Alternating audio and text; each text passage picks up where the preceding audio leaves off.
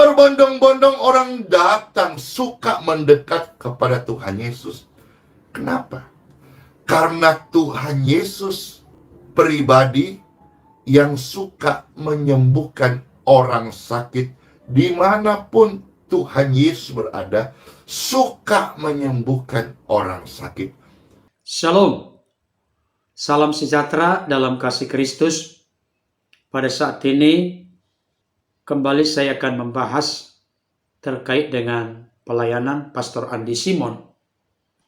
Adapun saya sering sekali membahas pelayanan beliau, karena saya melihat ada hal-hal menarik yang secara praktis dan sederhana dipaparkan dan disampaikan beliau ke publik yang dapat memberikan inspirasi dan pembelajaran berharga bagi setiap kita yang memiliki roh kerendahan hati untuk mau belajar.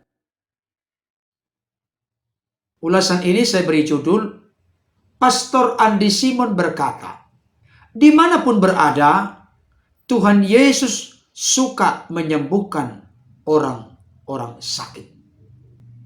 Sebelum saya lebih jauh memberikan ulasan terkait dengan topik ini, saya akan menunjukkan kepada Bapak Ibu Saudara cuplikan singkat dari khotbah Pastor Andi Simon. Selamat menyaksikan. Pembacaan firman Tuhan hari ini terambil dari Injil Yohanes pasal yang ke-6, mulai ayat yang pertama sampai dengan ayat yang ke-5. Demikianlah sabda firman Tuhan. Sesudah itu Tuhan Yesus berangkat ke seberang Danau Galilea, yaitu Danau Tiberias. Nah, di sana ada orang banyak berbondong-bondong mengikuti dia. Kenapa banyak orang mengikuti Tuhan Yesus? Jujur, belum semua mengenal keselamatan, dan juga barangkali tidak semua mau terima Yesus sebagai Tuhan, sumber keselamatan, juru selamat. Tapi berbondong-bondong orang datang suka mendekat kepada Tuhan Yesus. Kenapa? Karena Tuhan Yesus pribadi yang suka menyembuhkan orang sakit. Dimanapun Tuhan Yesus berada, suka menyembuhkan orang sakit. Pribadi inilah yang harusnya ada di dalam pribadi setiap orang percaya, atau mereka menyebut diri sebagai anak-anak Tuhan Yesus. Karena rohnya ada. Roh Bapa ada di dalam anak. Kesukaan Tuhan juga harusnya ada dalam kesukaan kita sebagai pengikutnya, sebagai orang yang percaya kepadanya. Orang banyak berbondong-bondong mengikuti Tuhan Yesus karena mereka melihat mujizat penyembuhan yang diadakannya terhadap orang-orang sakit. Jadi di mana saja Tuhan Yesus suka menyembuhkan orang sakit. Mari Bapak Ibu, lewat ayat ini yang kita baca, mari kita saling mendoakan. Di sekitar kita barangkali kita temui ada orang sakit. Mari kita sebagai orang yang percaya kepada Tuhan Yesus, rohnya ada. Dia disebut Immanuel, manunggal dengan kita. Mari kita juga menjadi pribadi yang suka memperhatikan orang-orang sakit. Suka mendoakan orang-orang sakit. Dan Tuhan juga suka menyembuhkan orang-orang sakit. Di mana-mana mereka melihat mujizat penyembuhan yang diadakannya terhadap orang sakit. Siapa yang buat? Tuhan Yesus. Hari ini, siapa yang menyampaikan firman Tuhan di bumi? Saudara-saudara orang percaya, hamba-hamba Tuhan. Meskipun Bapak Ibu ada karunia mengajar, itu baik. Ada karunia berkata-kata dalam speak in tongue, glossolalia, bahasa lidah, itu baik. Karunia memiliki roh yang suka menyembah seperti Raja Daud. Kesukaannya intim, suka menyembah, suka berdoa seperti Daniel. Itu bagus. Tapi Tuhan Yesus juga suka menyembuhkan orang-orang sakit. Biarlah kesukaan ini ketika disatukan, tidak ribut, tidak berantem, tidak sikut menyikut, tidak saling menjelekkan, tetapi menjadi satu kesatuan yang saling melengkapi. Saudaraku yang dikasihi oleh Tuhan, tadi kita sudah menyaksikan khotbah singkat dari hambanya Pastor Andi Simon yang memang sengaja saya membuat cuplikan singkat dengan satu sasaran menarik, bagaimana saya bisa mengulas lebih jauh, lebih dalam terkait dengan apa yang beliau telah sampaikan. Kenapa saya terbeban untuk menyampaikan ini? Karena pertama-tama dan yang utama, dalam kesederhanaan beliau menyampaikan firman, saya mendapatkan berkat yang meneguhkan dan menyegarkan kerohanian saya secara pribadi. Saudaraku yang dikasihi oleh Tuhan, Pastor Andi Simon bertitik tolak dari Yohanes pasal 6, ayat 1 sampai ayat yang kelima. Secara khusus dari ayat yang kedua, orang banyak berbondong-bondong mengikuti dia. Artinya, kalau kita lihat ayat 1 itu maksudnya adalah mengikuti Yesus. Saudara dikasihi Tuhan, orang banyak berbondong-bondong mengikuti Yesus. Kalau kita mencoba untuk meneliti secara seksama, di dalam seluruh kitab-kitab Injil, kata-kata orang banyak berbondong-bondong mengikuti Yesus, itu banyak Bapak Saudara. Pertanyaan muncul, seperti yang ditanyakan oleh hambanya Pastor Andi Simon. Kenapa seringkali orang banyak berbondong-bondong mengikuti Yesus? Beliau memberikan penjelasan. Memang belum tentu semuanya percaya. Memang belum tentu semuanya mengaku Yesus sebagai Tuhan Juru Selamat. Memang berbagai macam motivasi mereka ketika datang berbondong-bondong mendekati Yesus. Tetapi yang jelas paling tidak, sudah ada dulu pintu pembuka dan kesempatan di mana mereka berbondong-bondong datang mengikuti Yesus. Saya pikir kita perlu memiliki roh kerendahan hati untuk menyimak pesan firman Tuhan ini yang secara khusus disampaikan oleh hambanya Pastor Andi Simon. Bukankah saat ini yang paling sulit adalah bagaimana orang-orang lain bisa datang ke tengah-tengah pelayanan kita? Sampai ada seorang kawan saya berkata sesuatu yang menghentak saya. Waktu itu saya mengundang beliau untuk menjadi pembicara di tempat pelayanan kita. Dan kebetulan beliau adalah satu angkatan dan satu alumni dengan saya. Waktu itu jemaat yang hadir tidak banyak Bapak Ibu Saudara. Tapi beliau berkata begini, sekarang ini saya berdiri di mimbar yang kudus ini untuk menyampaikan firman. Saya melihat jiwa-jiwa yang hadir tidak terlalu banyak. Saya kasih contoh, kata beliau. Waktu itu yang menjadi presiden kita adalah Bapak Susilo Bambang Yudhoyono. Beliau akhirnya berkata, coba bayangkan dan pikirkan, apa kira-kira yang terjadi ketika di gereja ini, di tempat ibadah ini, di mimbar ini, Bapak Presiden memberikan kata sambutan karena ada acara umum misalnya. Apakah ada orang yang datang? Maka jemaat yang hadir pun langsung menjawab, akan banyak orang datang, ada wartawan, ada mungkin dari pihak kepolisian, dari tentara, dari pas pampres dan lain sebagainya untuk mengawal ini semua.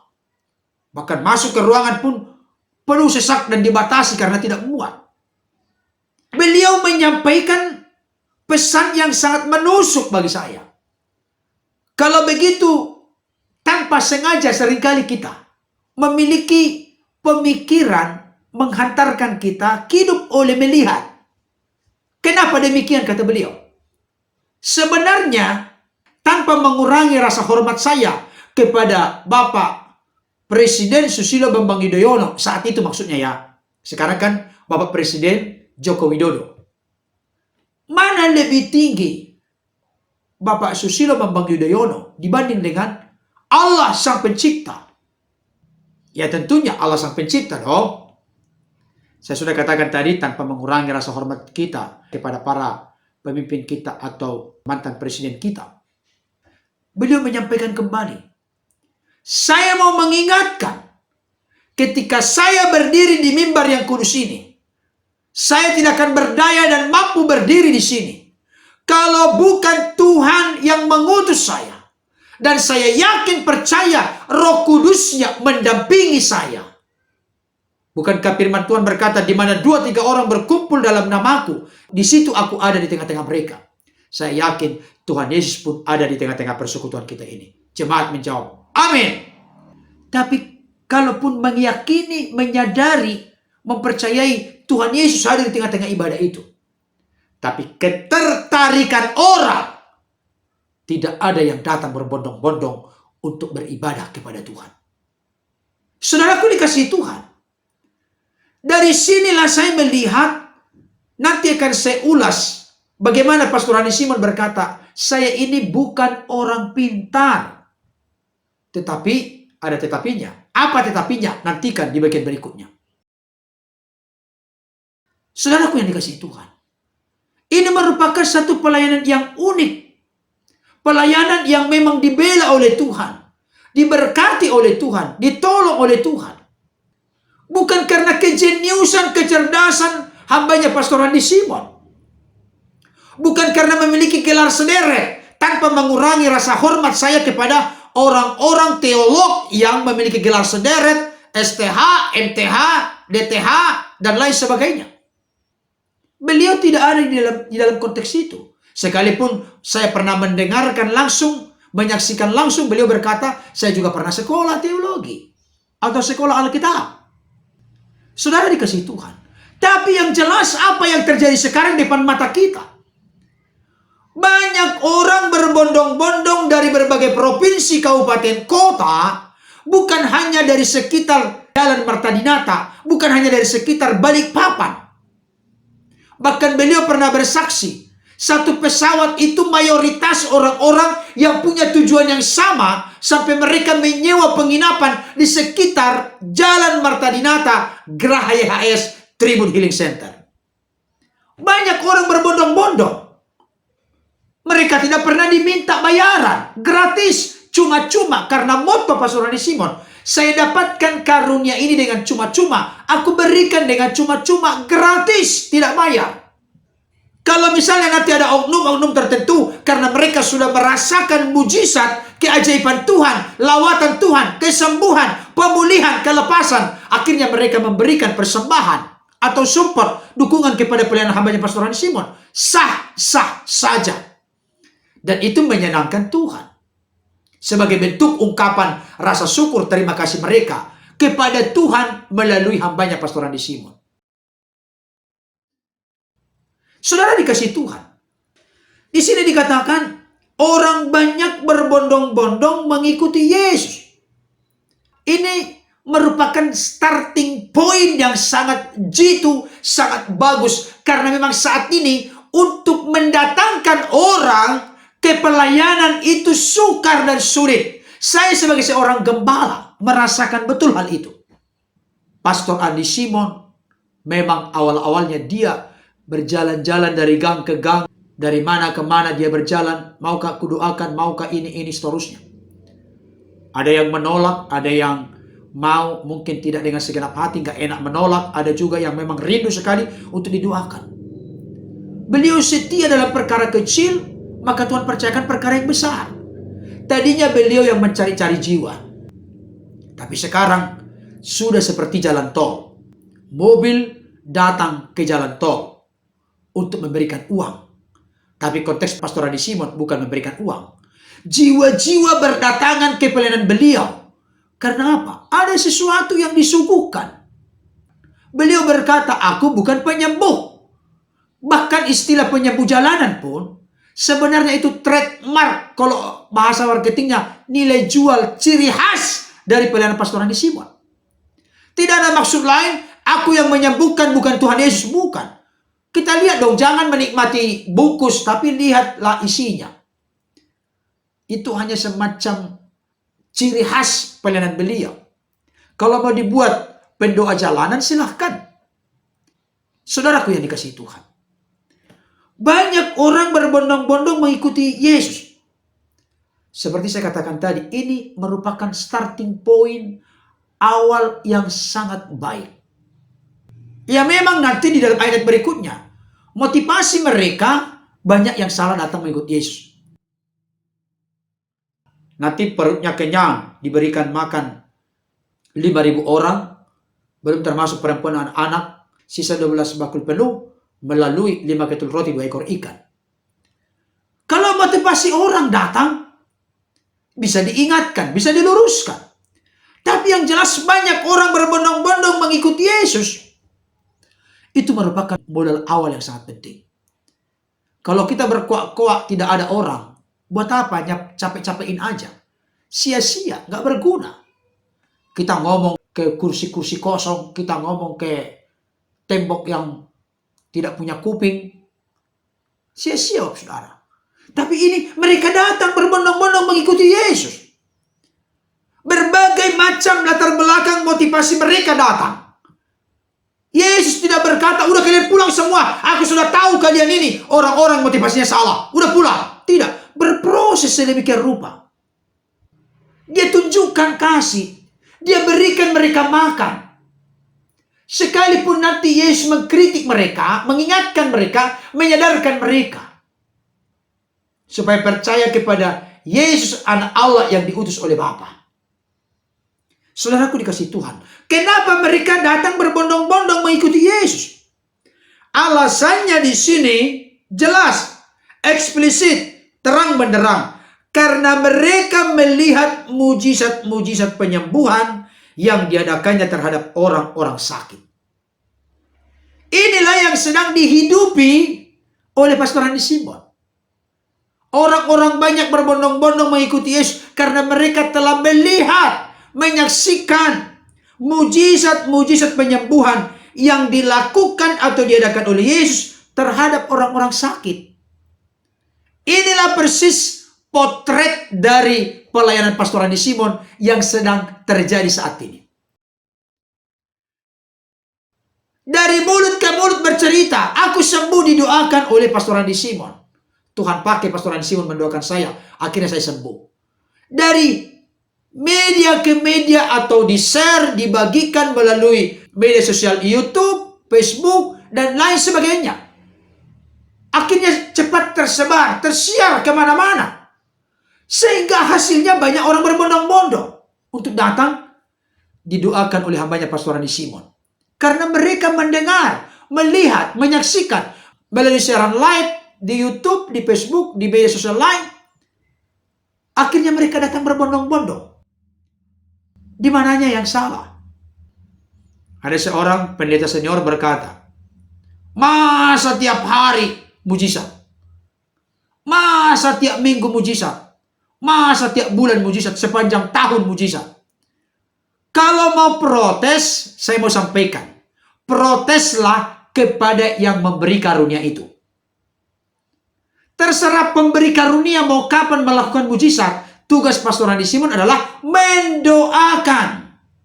Tugas Pastor Andi Simon adalah melakukan bagiannya.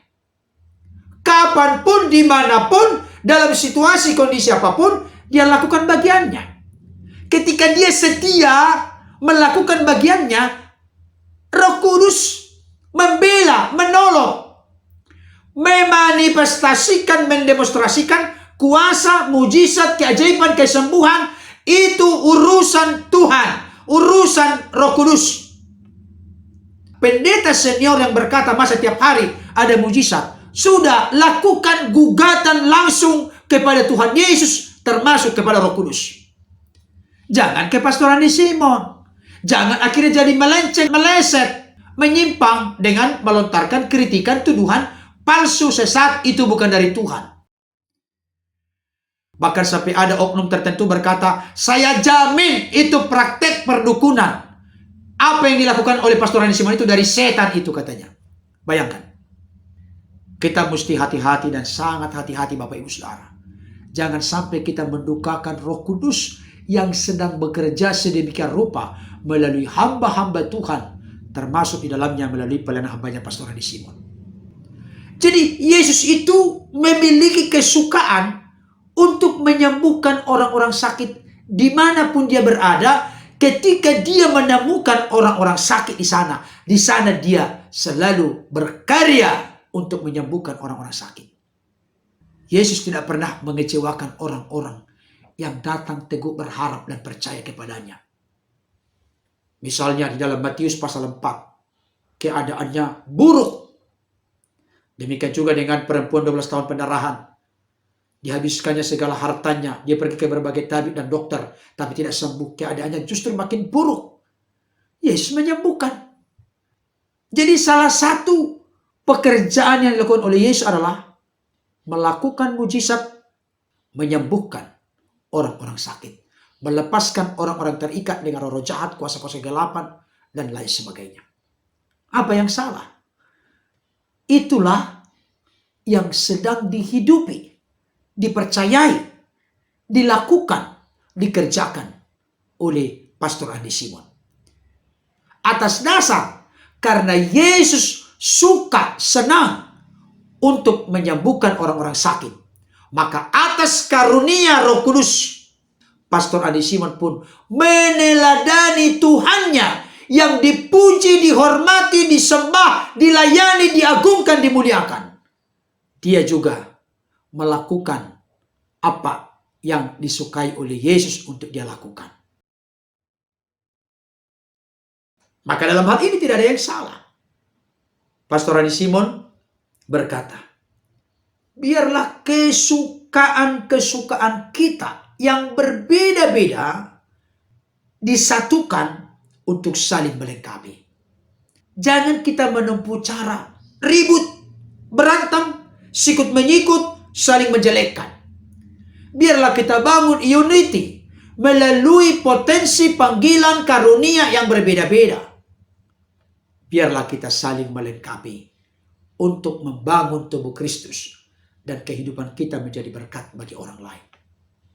Ada orang berkata, Pastor Andi Simon tidak pernah mengajar, tidak pernah memberitakan Injil. Menurut saya, orang-orang yang berkata demikian sedang memaksakan kehendak pola dia harus diikuti oleh Pastor Andi Simon. Ini sudah pemaksaan Bapak Ibu Saudara. Mencoba membuat orang lain seperti boneka yang harus sesuai dengan selera orang yang mengkritik, baru itu benar. Jangan begitulah, itu tanda kekanak-kanakan. Mari kita menghargai keperbedaan strategi seseorang dalam melayani.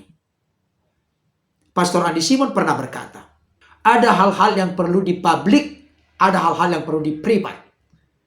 Saya pikir kita sebagai orang-orang yang sudah sekolah tinggi-tinggi, sarjana teologi, master teologi, kandidat doktor, dan doktor, pernyataan sepraktis sederhana itu kita tangkaplah. Ada sesuatu yang perlu di publik, ada sesuatu yang perlu di privat. Luas pengertiannya. Jangan memaksakan kehendak orang lain harus mengikuti sesuai dengan maunya kita. Tidak. Karena di negara ini dijamin kebebasan berpendapat, termasuk kebebasan melayani, sepanjang hal itu tidak kontradiksi dengan firman Tuhan. Kiranya ulasan praktis sederhana ini dapat menjadi berkat bagi kita. Tuhan Yesus memberkati. Amin.